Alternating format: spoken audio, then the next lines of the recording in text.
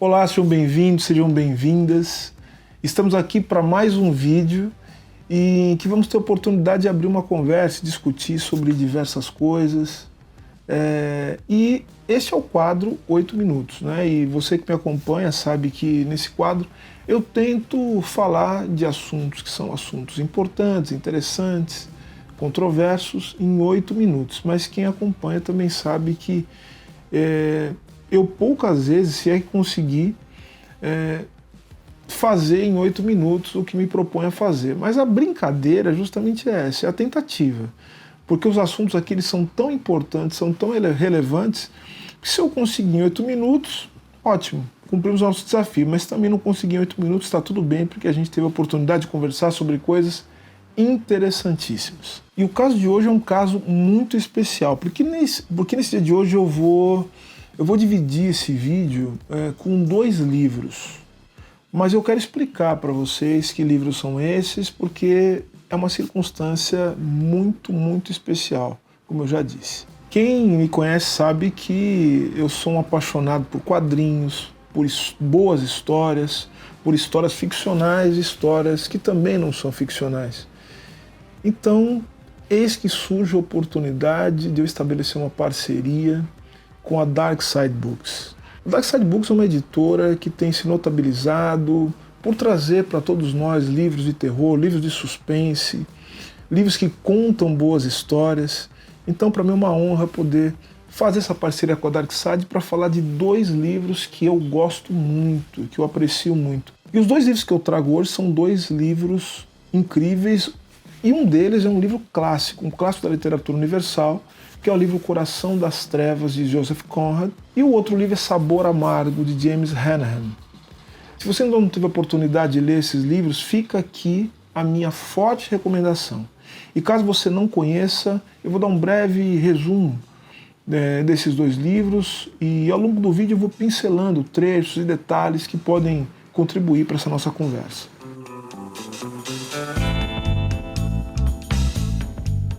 O primeiro livro que eu trago aqui é um livro, como eu já disse, é um clássico da literatura universal, o livro Coração das Trevas, de Joseph Conrad. Esse é um caso daqueles livros que eles se tornam livros referenciais da cultura. E eu digo isso porque esse livro inspirou outras obras importantes e que não são apenas obras da literatura. Veja que interessante. A primeira obra que eu quero me referir, né, quando falo dessas referências que acabam se formando a partir da leitura desse livro, é o filme de Francis Ford Coppola, o filme Apocalipse Now, um filme também clássico, um filme importantíssimo, um dos maiores filmes de guerra de todos os tempos, diretamente inspirada na obra de Joseph Conrad, e também, olha só que surpreendente, um jogo de videogame, Spec Ops The Line, que é um game, né, inspirado também no livro de Joseph Conrad. Ou seja, é um livro incontornável, um livro importantíssimo. O livro de Conrad foi publicado pela primeira vez na Inglaterra em 1898. Isso mesmo, meus amigos, esse livro ele tem mais de 100 anos, né? De tal sorte que, propositalmente ou não, e nós não temos como falar disso de maneira taxativa, bater o martelo, essa obra nos ajuda a visualizar a mente colonizadora da época sem tantos filtros, né? Já que o próprio autor ele foi o comandante de vapores, de navios da Société Anonyme pour le Commerce de Alto Congo, ou seja, a Sociedade Anônima para o Comércio, né, no Alto Congo.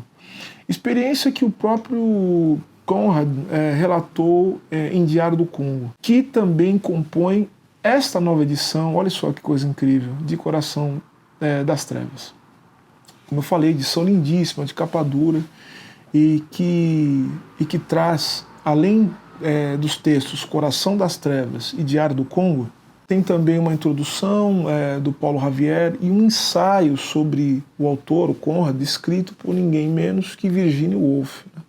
Uma grande escritora. Há ainda nessa edição uma cronologia com um breve resumo dos pontos mais marcantes da trajetória do autor e um pós-fácil de Carlos da Silva Júnior, que é mestre em História Social pela Universidade Federal da Bahia e doutor pelo Wilberforce Institute for the Study of Slavery and Emancipation, da Universidade de Hull, no Reino Unido. Nós estamos falando aqui de um livro que tem mais de um século, e a gente sempre se pergunta qual a importância de um livro com mais de um século para que a gente possa pensar alguns temas de hoje. Vejam, o livro é tão importante, tão relevante, que essa pergunta sobre o que ele nos diz hoje, ela poderia ser uma pergunta irrelevante, dada a qualidade da obra, vamos dizer assim, as virtudes estéticas desse livro. Mas a questão é que esse livro, sim, ele nos é capaz de falar sobre os dias de hoje.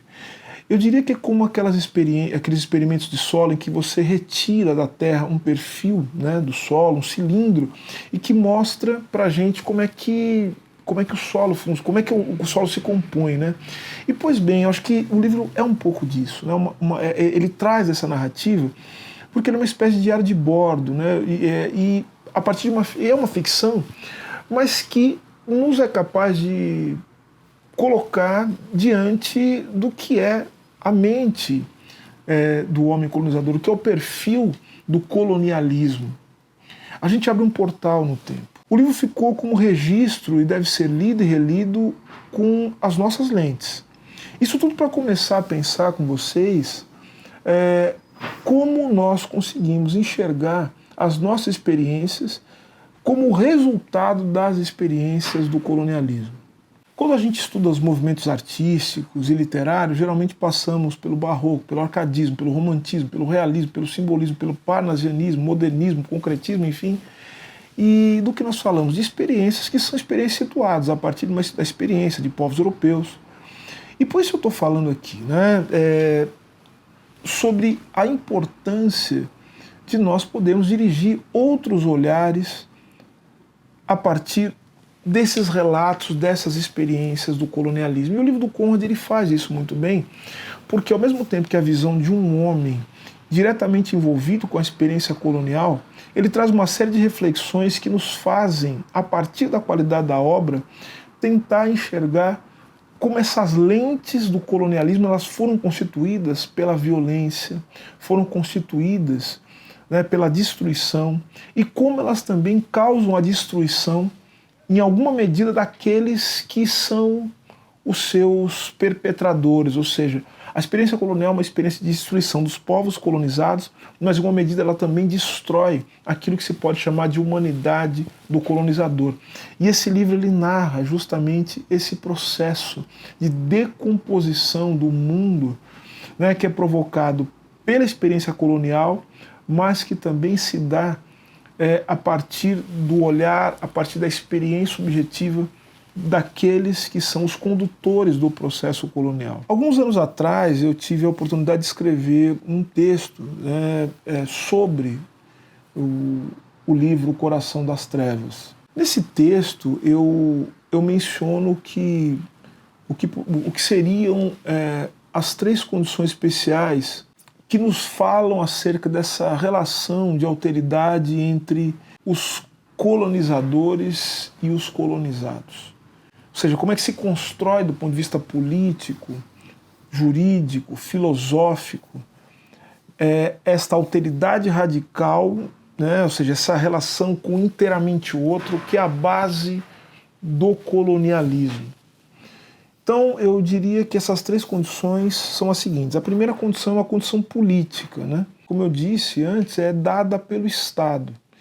E que funciona, o Estado que funciona como uma máquina de guerra, né? E que permite a destruição dos territórios colonizados, a fim de que suas formas de organização política, suas instituições, suas práticas econômicas não possam se colocar como alternativa ao modelo imposto pelo colonialismo, né?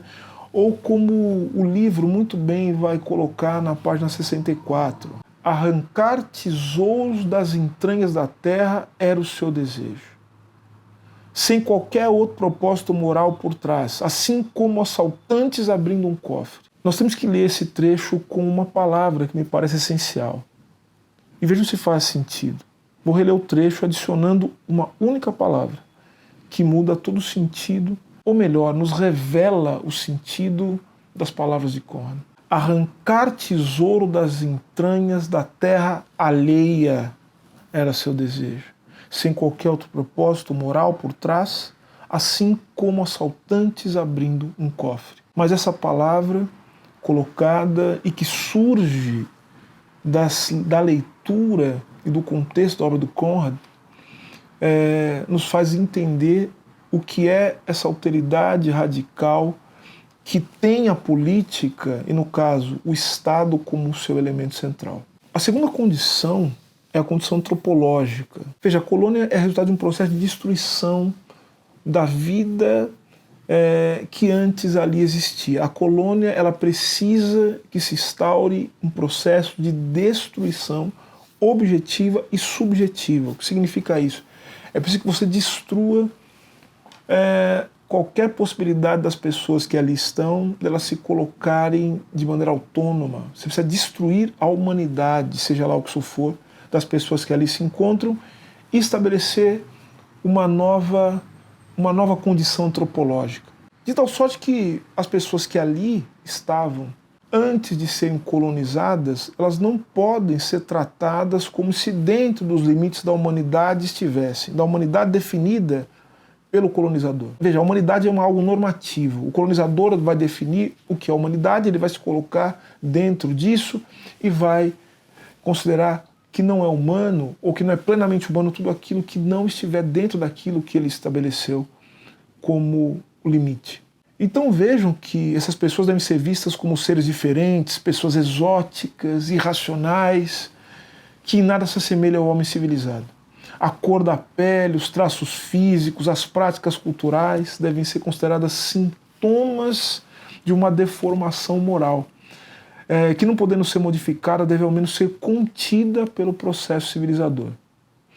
E aí que vai surgir o negro, o indígena, como encarnação daquilo que a civilização mais teme, como resultado da negação da humanidade àqueles que não são europeus.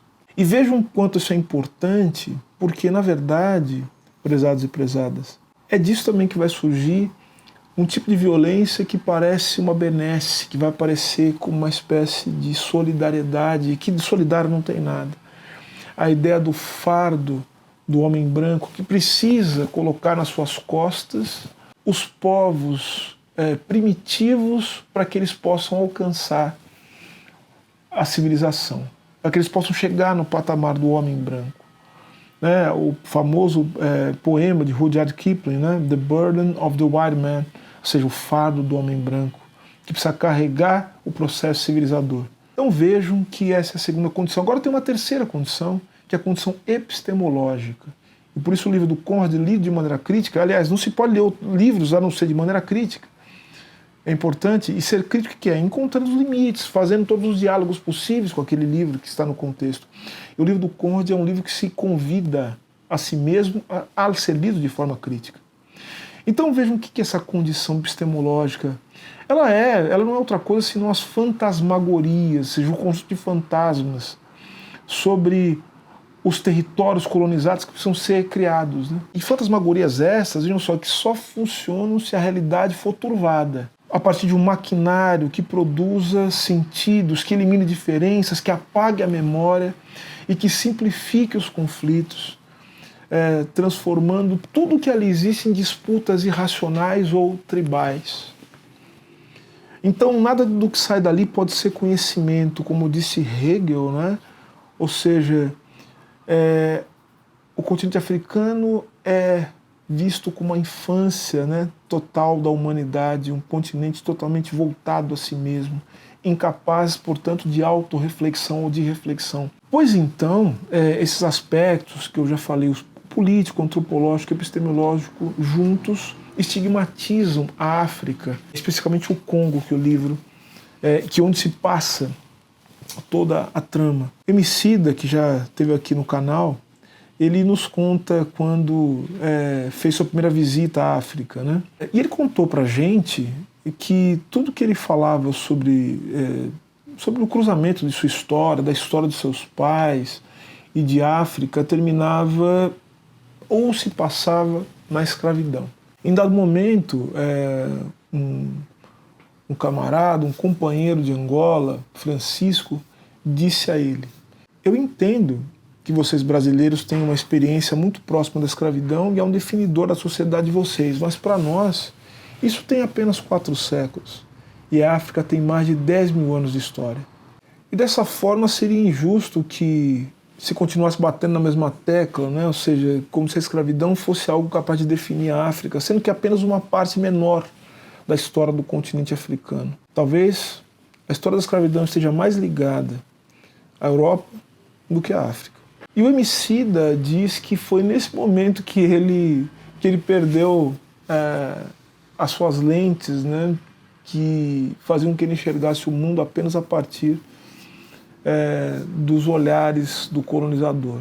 E ele diz que ele deixou de ser uma pessoa negra para ser uma pessoa. E é nesse ponto que a gente começa a falar do segundo livro, o livro Sabor Amargo, de James Hanahan. Esse livro é construído de uma forma muito sagaz, muito inteligente. Eu tenho um pouco de receio de falar um pouco muito da trama, e porque eu não quero estragar a experiência e a surpresa que vocês vão ter ao tomar contato com o livro, ao ler esse livro. Eu peço licença e eu vou tentar ser um pouco mais amplo de propósito, né?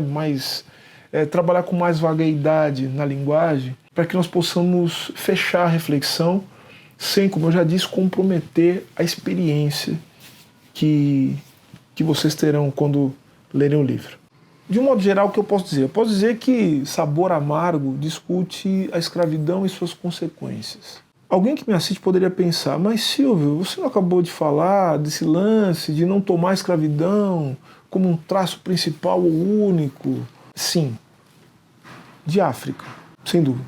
Mas Sabor Amargo não se passa 100 anos atrás, nem em África como o coração das trevas, né? Ainda assim, nós conseguimos desenhar e visualizar paralelos assustadores entre as duas obras, até porque o livro ele se passa num dos lugares, esse sim, num lugar que foi em muito mais do que a África, definido pela experiência da escravidão, pela experiência colonial, que é os Estados Unidos da América, e os Estados Unidos contemporâneos. Nesse momento nós podemos interpretar que o problema da escravidão está longe de ser um problema da África. Ele é essencialmente um problema dos tais civilizados. É uma barbárie essencialmente capitalista. Eu quero lembrar aqui do Foucault, né, quando ele fala que o poder é exercido sobre os corpos, né, o poder ele se manifesta como poder sobre os corpos. E eu quero acrescentar também os sonhos sobre os nossos horizontes e sobre a linguagem. O poder ele se exerce na eliminação dos pontos de vista, naquilo que se chamou de epistemicídios, como escreve o Boaventura de Sousa Santos, por exemplo, é um dos que vai falar disso, e vai se exercer das mais variadas formas, né, que vão do silenciamento até a violência explícita. E esse é um paralelo fortíssimo entre os dois livros.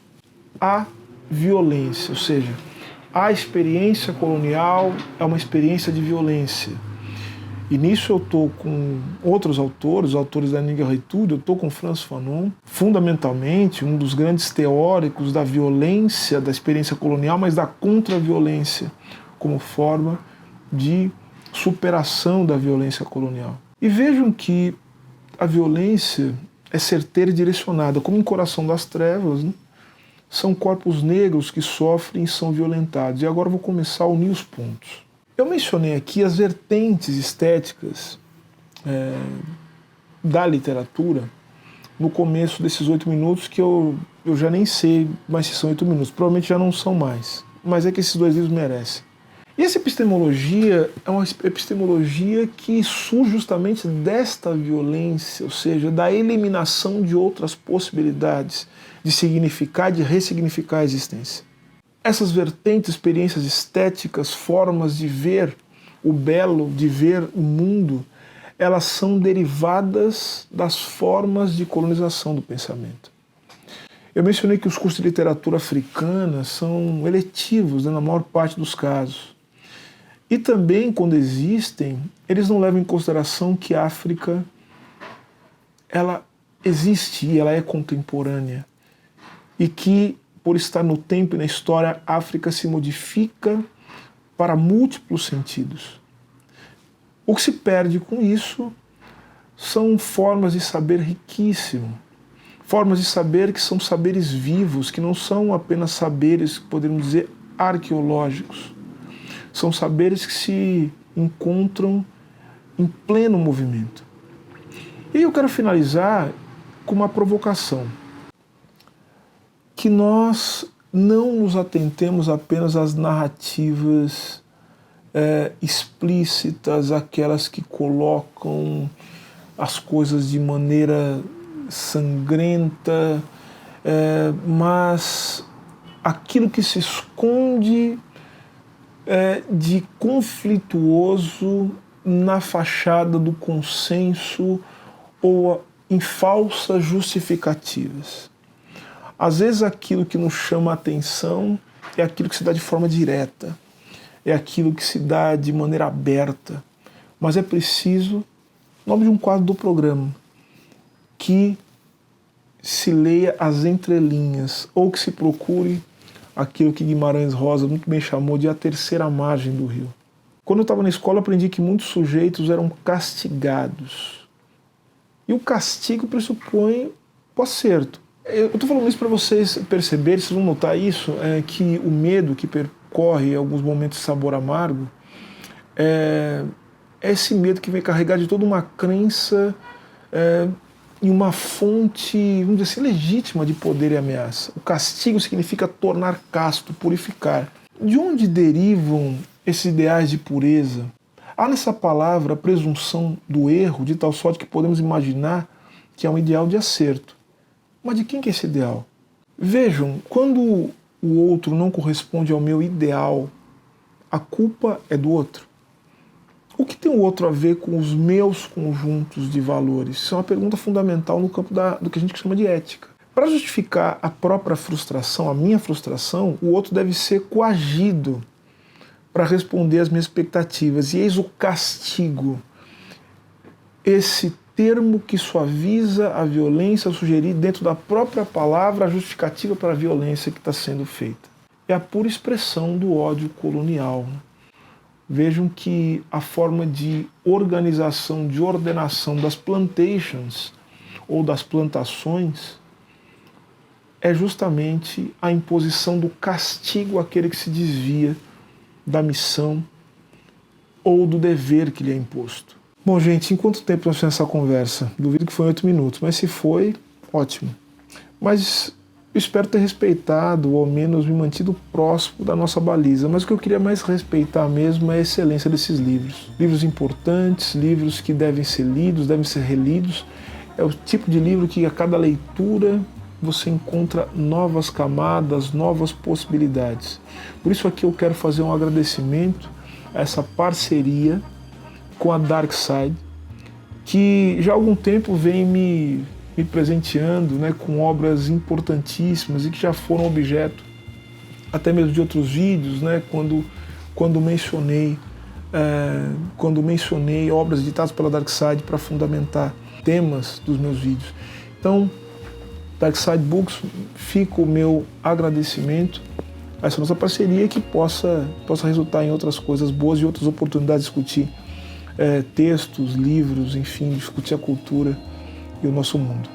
Eu vou pedir para você deixar nos comentários se você pretende ler a obra, se você já leu, o que você acha, qual a sua interpretação, o que você considera que é importante, que eu posso não ter falado aqui. Eu deixei de falar um monte de coisa, porque como eu falei, esses livros são importantes, eles geram várias camadas de leitura possíveis. Vou pedir para você mais uma vez, para você se inscrever no canal, aperta o sininho para receber as notificações, dá o seu curtir se você gostou do vídeo, compartilha com quem você acha que pode se interessar e comenta. O seu comentário também é muito importante. Muito obrigado, a gente se vê no próximo 8 minutos. Até mais.